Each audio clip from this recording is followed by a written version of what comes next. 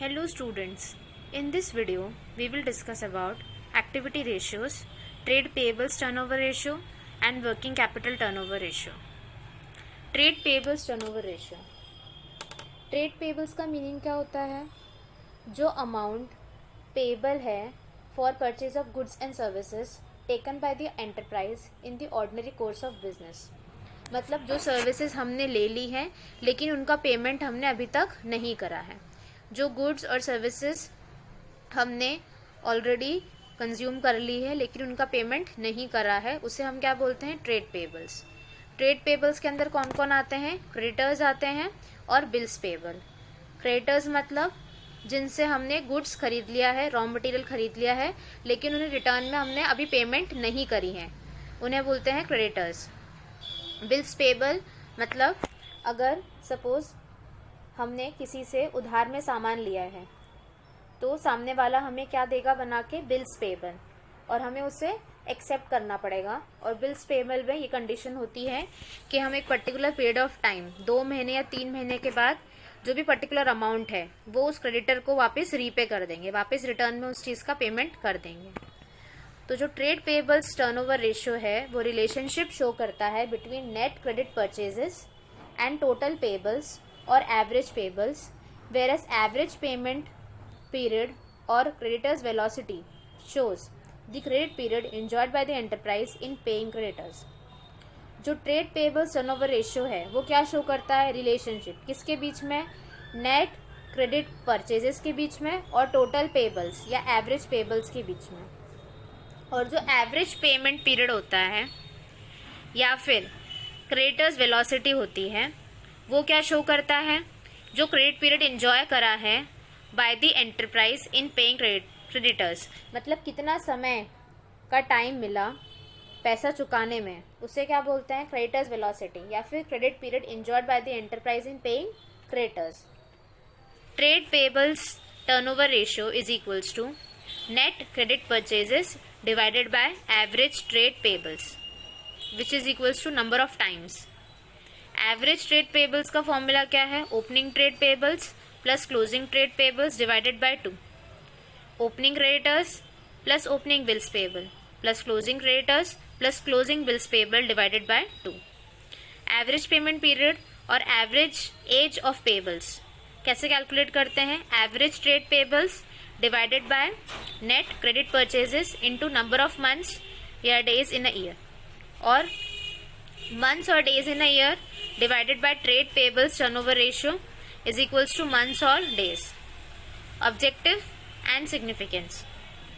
The objective of calculating trade payables turnover ratio is to establish the number of times the creditors are turned over in relation to credit purchases. मतलब ये ratio को establish करने का objective ये है, इससे हमें पता चलेगा कि कितने number of times creditors turn हो जाते हैं in relation to credit purchases. A high turnover ratio और shorter payment period shows the availability of less credit period.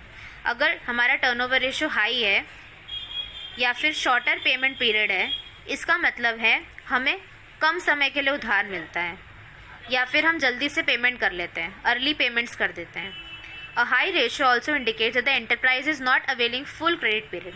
अगर हमारा रेशियो हाई है तो इसका मतलब क्या हुआ कि एंटरप्राइज पूरा क्रेडिट पीरियड फुलफिल नहीं कर रही है और क्रेडिट पीरियड पूरा होने से पहले ही पैसे दे देती है, रिटर्न कर देती है. किसे? क्रेडिटर्स को. This boost up the credit worthiness of the enterprise. इससे जो मार्केट में हमारी इमेज है वो इम्प्रूव होती है, हमारी क्रेडिट वर्दिनेस इंक्रीज होती है. मतलब हमारी मार्केट में कैसी इमेज बनेगी कि ये जो एंटरप्राइज है ये समय पर अपना उधार चुका देती है. ठीक है. अ लो रेशियो, अगर हमारा रेशियो लो है और लॉन्गर पेमेंट पीरियड मतलब पेमेंट पीरियड लॉन्गर है, क्या इंडिकेट करेगा? That creditors are not paid in time और इंक्रीज क्रेडिट पीरियड. मतलब क्रेडिटर्स को हमने टाइम पर पे नहीं किया था और हमारा क्रेडिट पीरियड क्या हो रहा है? इंक्रीज हो रहा है. हम समय पे पेमेंट नहीं कर रहे हैं और ज़्यादा क्रेडिट पीरियड के लिए टाइम मांग रहे हैं. ये क्या होता है? ऑब्जेक्टिव और significance of trade payables turnover ratio. अब हम एक एग्जाम्पल सॉल्व करने की कोशिश करते हैं. From the following particulars taken from the books of Tata press limited, calculate trade payables turnover ratio and average payable period. Question में हमें क्या दे रखा है, total purchases 8,50,000, cash purchases 1 lakh, purchase returns 50,000, creditors at the end of the year 1,60,000, creditors in the beginning of the year 1,20,000। Trade payables turnover ratio का formula क्या है, net credit purchases divided by average trade pebbles. Net credit purchases हम कैसे निकालेंगे, total purchases minus cash purchases minus purchase return. हमें क्या निकालना है, नेट क्रेडिट परचेजेस, नेट उधार में जो परचेजेस है वो निकालना है। तो टोटल परचेजेस में हम कैश परचेजेस माइनस कर देंगे और परचेज रिटर्न माइनस कर देंगे, तो कितना क्या आ जाएगा हमारा, नेट क्रेडिट परचेजेस। तो 8,50,000 माइनस 1 लाख माइनस 50,000, तो कितना आया, 7 लाख। ठीक है, अब हमें क्या कैलकुलेट करना है, average trade pebbles. Average trade pebbles हम कैसे कैलकुलेट करते हैं, opening trade payables plus closing trade payables divided by 2। तो हमें ओपनिंग कितने दे रखे हैं, क्रेडिटर्स इन द बिगिनिंग 1,20,000 और क्लोजिंग मतलब क्रेडिटर्स एट द एंड 1,60,000। तो 1,20,000 प्लस 1,60,000 डिवाइडेड बाय 2, तो कितना आया, 1,40,000। 7 लाख डिवाइडेड बाय 1,40,000, आंसर कितना आया, 5 टाइम्स। अब नेक्स्ट हमें क्या निकालना है, average payable period. Average payable period का फॉर्मूला क्या है, average trade payables divided by net credit purchases. तो 1,40,000 डिवाइडेड बाय 7 लाख इंटू 365, तो कितना आंसर आया, 73 डेज। एवरेज पेएबल पीरियड का एक और फॉर्मूला है कैलकुलेट करने का, 365 divided by trade payables turnover ratio. 365 divided by 5 that is 73 days. अब नेक्स्ट एग्जाम्पल है हमारे पास, ओपनिंग सन्ड्री क्रेडिटर्स कितने हैं हमारे, 80,000। ओपनिंग बिल्स पेबल कितना है, 3 लाख।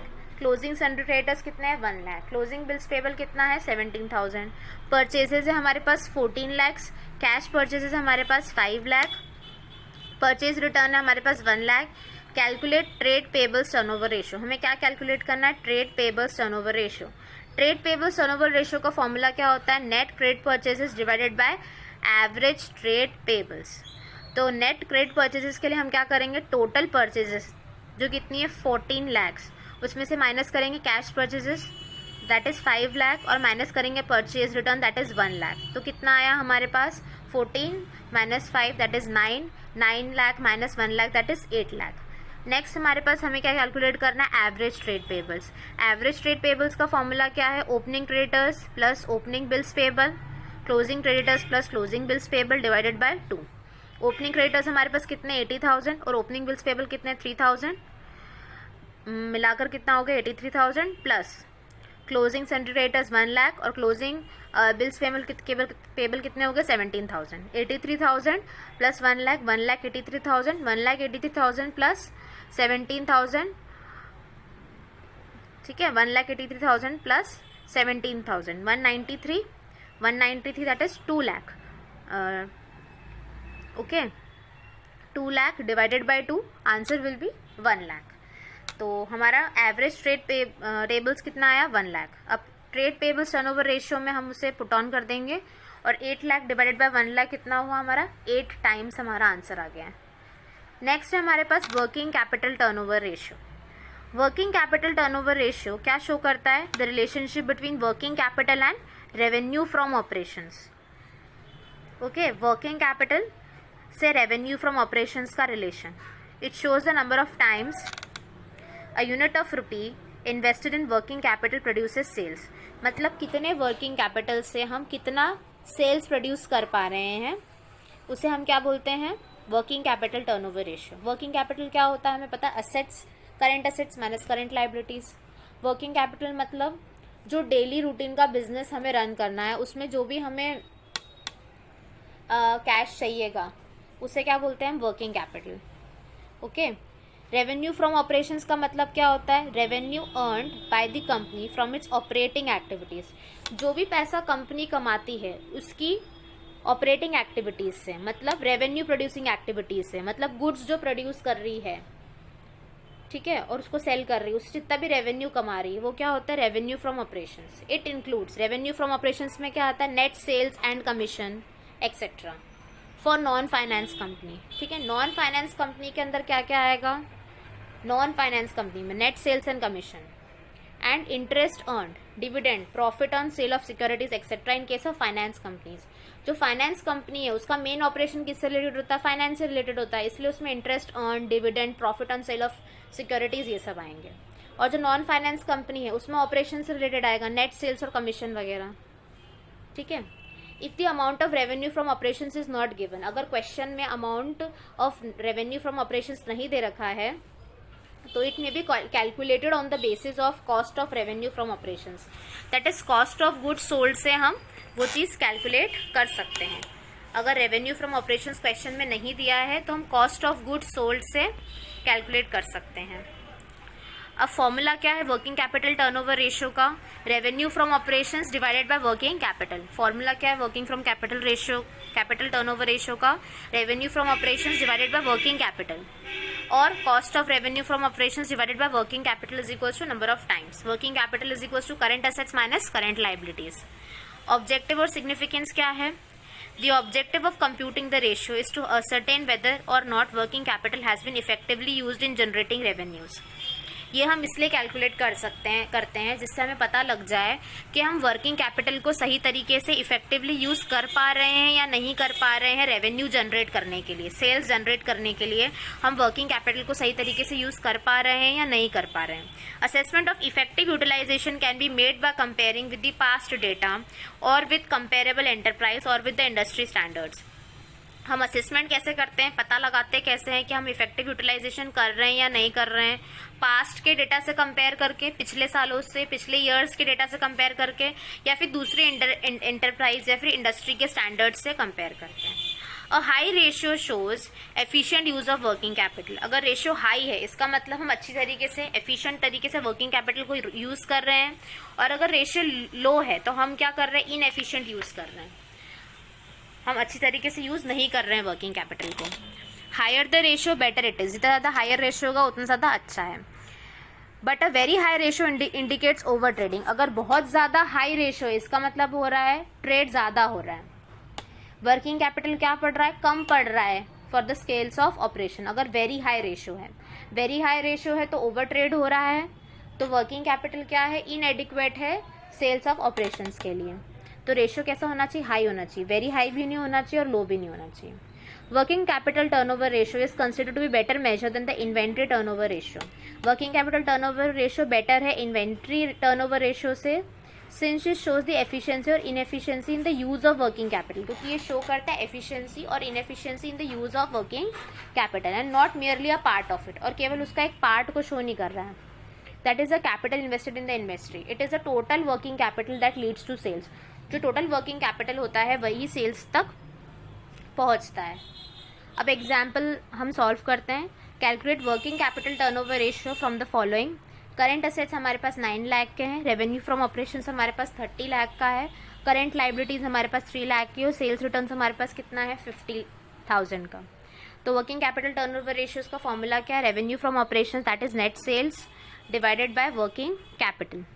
तो अब हम रेवेन्यू फ्रॉम ऑपरेशंस ढूंढते 30 lakh divided by working capital. Working capital कैसे कैलकुलेट करते हैं हम? Current assets that is 9 lakh minus current liabilities that is 3 lakh, that is 6 lakh. तो 30 lakh divided by 6 lakh is 5 times. अब नेक्स्ट क्वेश्चन है हमारे पास, करेंट असेट्स हमारे पास 12 लाख के, करेंट लाइबिलिटीज हमारे पास 2,40,000 की है, सेल्स है हमारे पास क्रेडिट में और कैश में, सेल्स रिटर्न है हमारे पास 40,000 का। Calculate working capital turnover ratio from the above information. Working capital turnover ratio, revenue from operations that is net sales divided by working capital, revenue from operations that is net sales. Net sales हमें question में कितनी दे रखी है? Question में हम क्या निकालेंगे? पहले नेट सेल्स, तो cash sales plus credit sales minus sales return. तो कैश सेल्स क्वेश्चन में हमारे पास कितनी है? 5,20,000 प्लस क्रेडिट सेल्स क्वेश्चन में कितनी है? 24 lakh minus sales return that is 40,000। तो कितना है? 28,80,000। और वर्किंग कैपिटल के लिए क्या करना है? Current assets minus current liabilities. Question में करेंट असेट्स हमारे पास कितना है? 12 लाख माइनस करेंट लाइबिलिटीज कितना है? 2,40,000। तो कितना आया? 9,60,000। The 28 lakh 80,000 divided by 9 lakh 60,000 is 3 times. Answer is 3 times. Okay. Now I hope that through this video you have understood trade payables turnover ratio and working capital turnover ratio. Thank you.